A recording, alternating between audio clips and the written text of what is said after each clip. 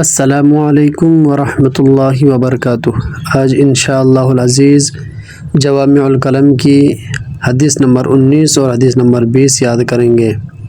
حدیث نمبر 19، اعوذ باللہ من الشیطان الرجیم، بسم اللہ الرحمن الرحیم، کن فی الدنیا کأنک غریب او عابر سبیل۔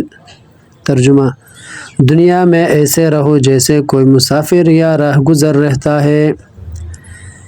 اس حدیث مبارکہ کا مطلب یہ ہے، دنیا میں اس طرح رہ جس طرح کہ تو ایک پردیسی ہے یا راہ گزرنے والا۔ دونوں کا فرق یہ ہے کہ بعض اوقات مسافر چل رہا ہوتا ہے اور بعض اوقات کچھ دیر کے لیے کہیں عارضی اقامت بھی اختیار کر لیتا ہے۔ پہلی صورت میں وہ عابر سبیل ہے، دوسری صورت میں وہ غریب ہے۔ پردیسی آدمی اگر کہیں کچھ دیر کے لیے ٹھہر بھی جائے تو وہ دل نہیں لگاتا، کیونکہ اس کی منزل آگے ہوتی ہے۔ زیادہ سامان اور جائیداد نہیں بناتا، کیونکہ اس نے وہاں رہنا نہیں ہوتا، اور اسے یہ پرواہ نہیں ہوتی کہ اس کا لباس اور وضع قطع اس شہر کے لوگوں جیسی ہے یا نہیں، کیونکہ اس نے وہاں سے چلے جانا ہوتا ہے۔ اس کا لوگوں سے زیادہ میل جول نہیں ہوتا، کیونکہ وہ اس کے ہم وطن نہیں ہوتے، اور جو مسافر ابھی راہ طے کر رہا ہوتا ہے وہ اتنا سامان بھی نہیں اٹھاتا جو کسی پردیسی کی عارضی اقامت کے دوران جمع ہو جاتا ہے، صرف اتنا سامان ساتھ لیتا ہے جس کے بغیر چارہ نہیں۔ حدیث میں رہنمائی کی گئی کہ پردیسی کی طرح دنیا میں راہ یا راہ گیر کی طرح دونوں طرح اجازت ہے، مگر اسے وطن نہ بنا لو، یا او بمعنی بل ہے، یعنی دنیا میں پردیسی کی طرح رہو، بلکہ بہتر ہے کہ راہ گیر کی طرح رہو۔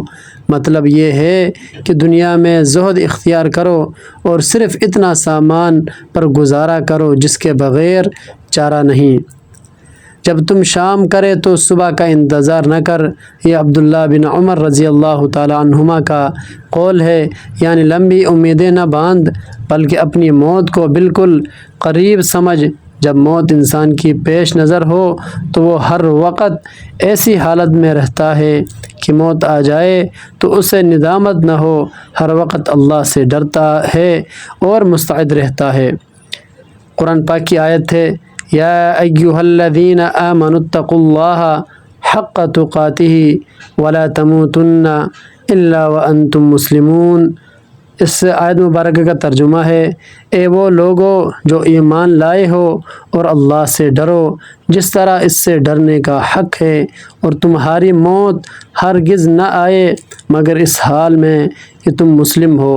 ابن عمر رضی اللہ عنہما نے اس بات کی طرف توجہ دلائی کہ صحت اور زندگی ہمیشہ باقی رہنے والی چیزیں نہیں، بیماری اور موت بھی انسان کی گود میں ہے، اس لیے اسے چاہیے کہ صحت کی حالت میں بیماری کے لیے اعمال ذخیرہ کر لے اور زندگی میں موت کے لیے سامان مہیا کر لے۔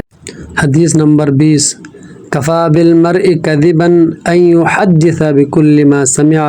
اس حدیث مبارکہ کا ترجمہ یہ ہے، انسان کے جھوٹا ہونے کے لیے اتنا ہی کافی ہے کہ جو بات سنے بغیر تحقیق کے لوگوں سے بیان کرنا شروع کر دے۔